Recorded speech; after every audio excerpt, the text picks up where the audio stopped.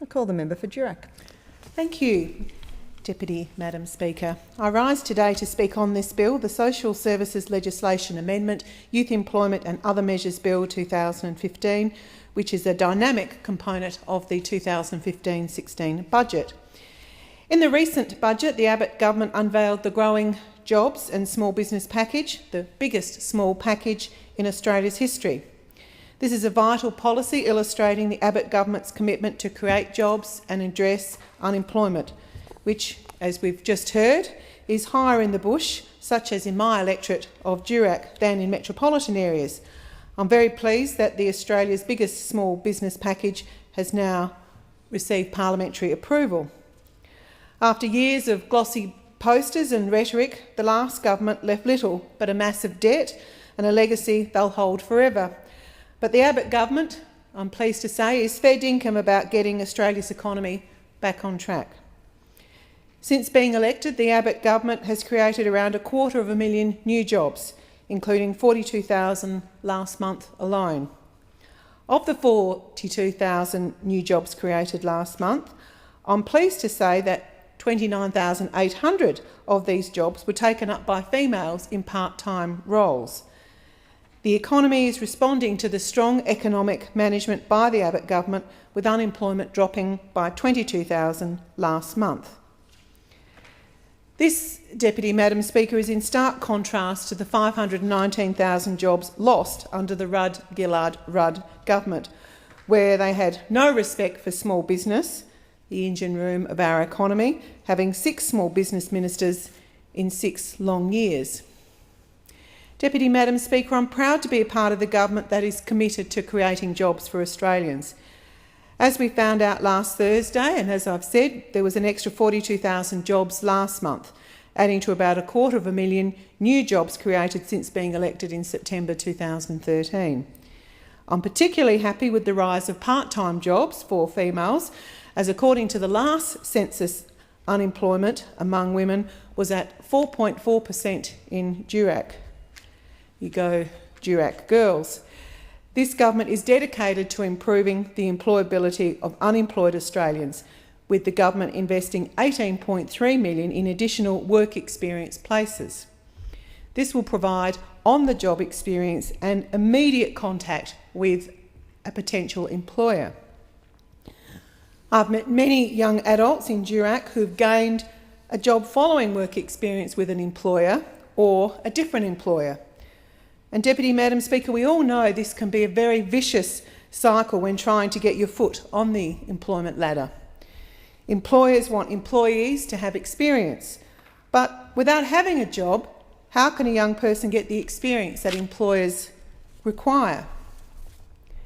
Deputy Madam Speaker, this bill includes a measure which will make job seekers more employable. In what must be music to the ears of small business owners, this measure reduces the costs of employing new staff. This measure will bring job seekers and employers together. The Growing Jobs and Small Business Package has been welcomed in Durack amongst both job seekers and employers. It will assist businesses to prosper and to take on the 4 sectors of the workforce, which I would like to see thrive in Durack. So the young job seekers, the mature workers, the parents and the long-term unemployed. Deputy Madam Speaker, I do call on the opposition to have a heart and support the bush and pass this bill unamended and not play politics with this important measure. I was particularly offended by some of the comments by the member for Bendigo.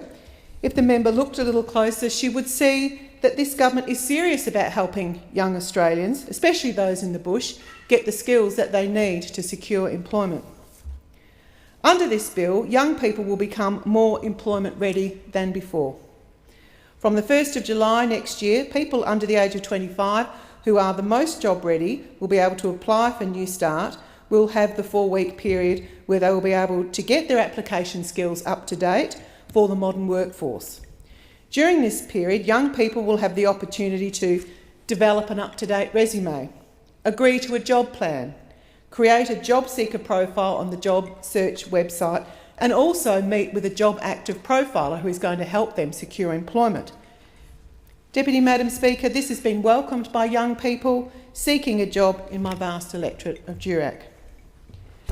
Our government has also made a further $8.1 million available in emergency relief funding to provide assistance to job seekers who, for those through no fault of their own, Deputy Madam Speaker, have slipped through the cracks of mainstream education and therefore need that little bit of extra care and assistance to be job ready. Deputy Madam Speaker, members of both sides of the House will have heard in the past how much I value education, and I'm particularly passionate about making it easier for students from the bush to access tertiary education. And with this in mind, I'm very pleased that students will not have to wait 4 weeks to be eligible for youth allowance to be able to continue with their tertiary education. Young people who return to school or take up full-time vocational education or university study will not be subject to the 4-week waiting period, which is great news for the over 20,000 people aged between 15 to 24 in Durack, which makes up a whopping 12% of my electorate. Job seekers who have been deemed as having significant barriers to finding a job will not have to wait either. Deputy Madam Speaker, there are many who will not have to wait at all for the 4-week waiting period. People who are living with a disability will not have to wait. Women who are pregnant will not have to wait. People who have served this period in the last 6 months will not have to wait. People who have left state care in the last 12 months will also not have to wait the 4-week waiting period. Deputy Madam Speaker, this measure is fair, and I call on the opposition to support this bill and thereby support young people in the bush. As many in Durack know, it is alarming that unemployment in regional Australia has hit a 12-year high earlier this year. But, as we all know, country people aren't that fussy when it comes to getting jobs, because country people can't be fussy. They simply have to take what they can get. There aren't the same opportunities for people who live in the regions as there are in metropolitan areas. That's why this bill is important, because it ensures all job seekers accept any suitable job, not just one that they would like to have. And Deputy Madam Speaker, I think in this day and age and in the circumstances, I think this is a fair and targeted measure. Unemployment benefits are for those who are looking for work and finding it hard to secure employment. It is not forever and ever a taxpayer-funded payment with no end in sight. But, Deputy Madam Speaker, this is not a heartless government. As part of this bill, we will be funding intensive support trials for vulnerable job seekers. I'm proud to say we're also providing new support for youth with mental health conditions. On top of this, we'll provide new support for vulnerable young migrants and refugees and support parents preparing to go back into the workforce. Deputy Madam Speaker, this bill will go a long way to bridging the gap in employment opportunities between regional and metropolitan Australians. These measures hit squarely on the head a key issue I'm passionate about, which is getting young people into the workforce. The bill assists youth in not just getting a job, but also starting a career. And I'm proud to be a member of the Abbott government and proud to be supporting this measure.